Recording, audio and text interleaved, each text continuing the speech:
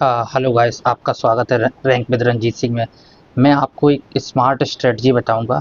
आप कैसे रीजनिंग में जो आपके 30 और 35 नंबर पे अटके हुए हैं, हालांकि कुछ लोग 40 पे भी हैं, उनको कैसे मैं आउट ऑफ 50 मार्क्स तक पहुंचाऊंगा। लेकिन 50 आउट ऑफ 50 मार्क्स कुछ आपके लक पे भी फैक्टर करता है। एटलीस्ट मैं मान के जाता हूँ 47, 46 और 45 तक तो आ ही सकते हैं इस स्ट्रेटजी से।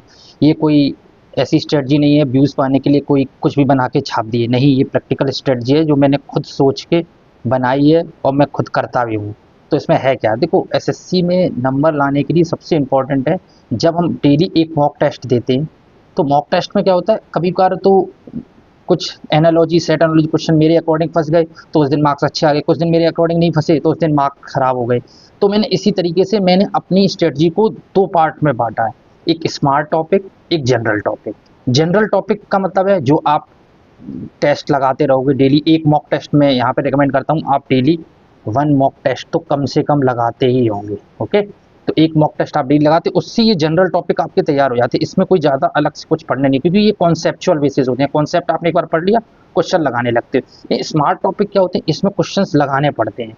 तो अब इसमें स्मार्ट टॉपिक में आपके कौन से टॉपिक हैं, पहला एनालॉजी, दूसरा है क्लासिफिकेशन, तीसरा है सीरीज, चौथा मैंने इस जनरल में मिसिंग नंबर रख दिया, लेकिन वो इन्हीं से रिलेटेड ही हो जाता है।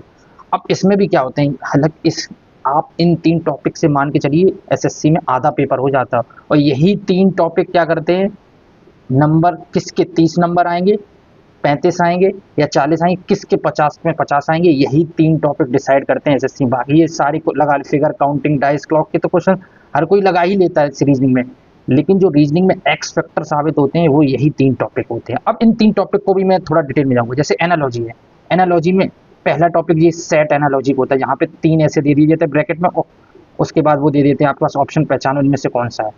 पहला क्वेश्चन ये होता है। दूसरा एनालॉजी का टाइप ये वाला होता है, एक दे देंगे इसका रिलेशन इससे, तो इसका रिलेशन किससे होगा ये बता दें। तीसरा लेटर लेटर बेस दे देते हैं, फिर लेटर और नंबर का एक साथ दे देते हैं। यही मैं आप कहेंगे कोडिंग डिकोडिंग क्यों नहीं रखा, कोडिंग डिकोडिंग भी इसी का ही पार्ट है, मान के चलिए इसी में कोडिंग डिकोडिंग भी हो जाती है। एक जैसे इसका ये है, डियर का इससे है, तो इसका किसको होगा, यही कोडिंग डिकोडिंग हो गई। तो आप एनालॉजी के साथ कोडिंग डिकोडिंग यहाँ ऐड कर लिए, तो ये एक ही चीज़ है, कोडिंग डिकोडिंग और एनालॉजी। तो आप जब इस टॉपिक को तैयार कर लेते हैं, यही जो 3 से 4 क्वेश्चन जो एनालॉजी के इसके फंसते हैं, यही आपको नंबर पूरे दिलाते हैं। दूसरा, अब इसमें होता क्या, मैंने आपको बता दिया है ये। अब दूसरा, इसका सोर्स क्या है।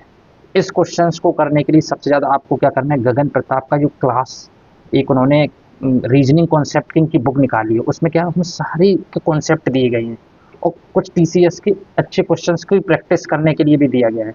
तो आपको क्या करना है, उन सबको एक धीरे धीरे सारे टॉपिक देख लेने और उन्हें कंप्लीट कर लेना है। इसी तरह अब मैं आता हूँ क्लासिफिकेशन। क्लासिफिकेशन पे क्या है, क्लासिफिकेशन में भी ऐसे 2 टाइप के आते हैं।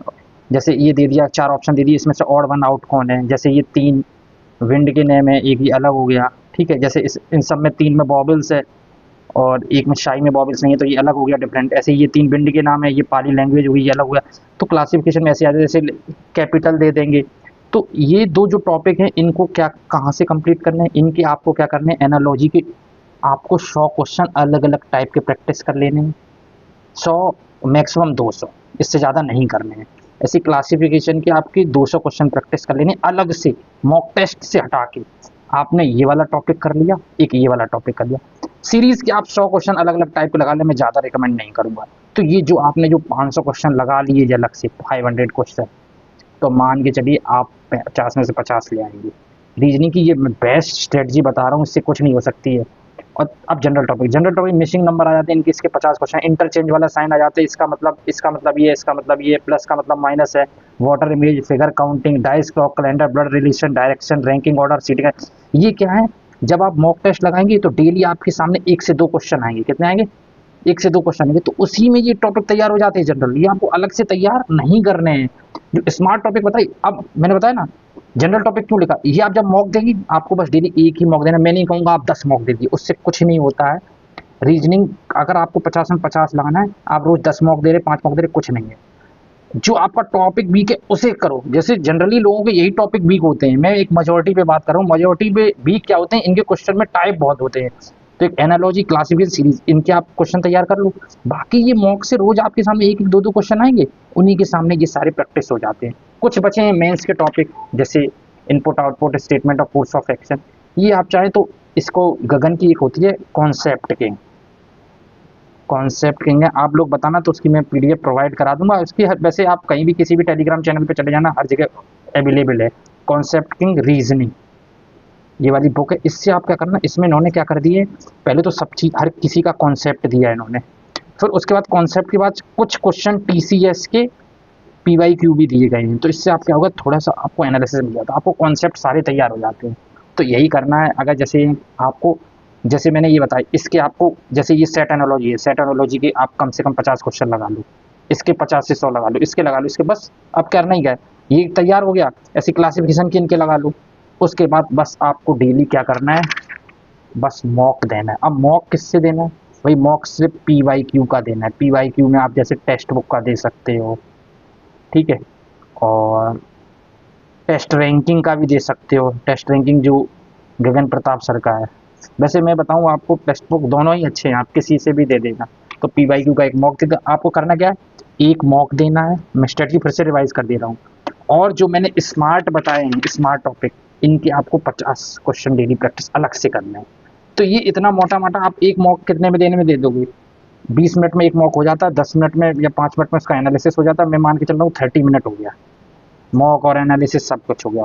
तो नहीं, मॉक को आपको लगा कितना, मॉक के लगा आपका 30 मिनट, कितना 30 मिनट। और बाकी के टाइम पे आपने क्या किया, बाकी के 30 मिनट में आपने क्या किया, 30 मिनट में टॉपिक एक अपना क्लियर कर लिया। जो आपका 30 मिनट उस टॉपिक के क्वेश्चन लगा लिए, जितने भी लगा लिए 20-50। तो ऐसा करने से आपको रीजनिंग में 50 आउट ऑफ 50 आने से कोई नहीं रोक, क्योंकि रीजनिंग इतना सिंपल टॉपिक होता। यहाँ आप अगर 40 नंबर ला रहे हो, 42 नंबर ला रहे हो, तो आप पीछे हो, 8 से 10 नंबर पीछे हो। मिनिमम मैं मानता हूँ रीजनिंग में 45 से प्लस नंबर ही आने चाहिए। 45 से प्लस नंबर होता अच्छा है, लेकिन ये भी कभी कभार क्या होता है, दिक्कत हो जाता है। पेपर सरल होता है, आपके 45 आए, तो 50 आउट ऑफ 50 रीजनिंग की कोशिश करनी चाहिए। फिर थोड़ा सा आपका लक भी फैक्टर काम करता है। तो मैंने आपको बता दिया, स्मार्ट ये 3 टॉपिक को अपना तैयार कर लो।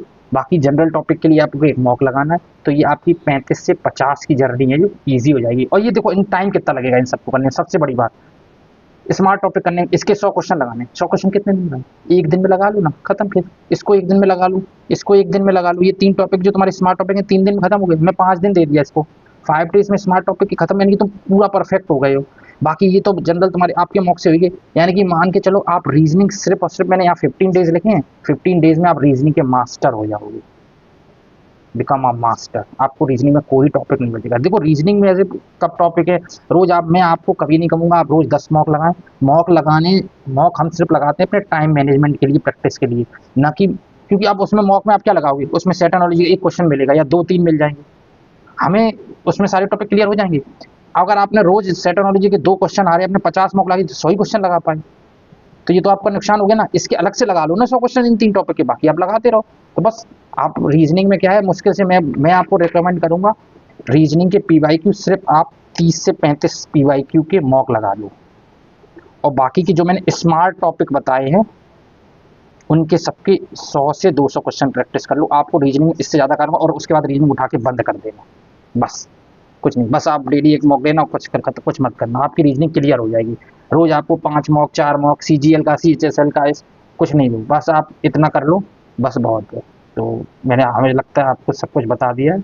Okay, so that's for the day. I hope ये कुछ स्ट्रेटजी आपके लिए चेंज ला सके। हालांकि मैंने एक पहले भी एक वीडियो बनाई थी मैथ स्ट्रेटजी पे, जिस पे आप लोगों ने बहुत अच्छा प्यार दिया, तो मैं उसको भी बताता हूँ। ये मैंने एक पहले से मैथ की स्ट्रेटजी की वीडियो बनाई थी, बहुत अच्छा लोगों ने रिस्पॉन्स दिया।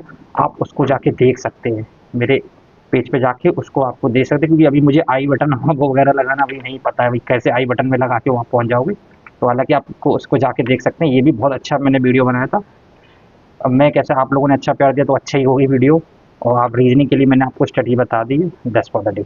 इसको चैनल को सब्सक्राइब जरूर करें भाई, चैनल छोटा है, आप लोग सपोर्ट करेंगे तो हम आगे और अच्छे अच्छा कंटेंट लेके आ पाएंगे। क्योंकि पढ़ाई के साथ साथ कंटेंट डिलीवर करना भी, माइंड 2 जगह डाइवर्ट हो जाता है, क्योंकि पढ़ाई और कंटेंट डिलीवर करना थोड़ा टफ होता है। जो कुछ यूट्यूबर होंगे उनको पता भी होगा इस क्या प्रॉब्लम आती है। तो भाई चैनल को सब्सक्राइब जरूर करें।